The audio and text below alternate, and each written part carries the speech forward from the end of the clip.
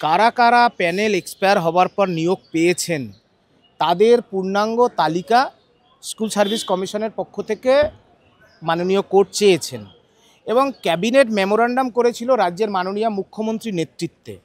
সেই ক্যাবিনেট মেমোরান্ডামেও উল্লেখ আছে কারা কারা প্যানেল এক্সপায়ার হওয়ার পর নিয়োগ পেয়েছেন।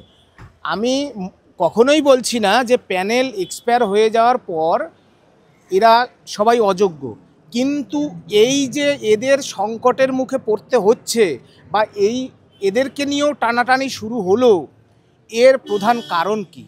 এর মূলে রয়েছে এসএসসি, এর মূলে রয়েছে চাকরিচোর রাজ্য সরকার, আর চাকরিচোর রাজ্য সরকারকে মানে তাদের মুখ বাজাচ্ছে চোর এসএসসি।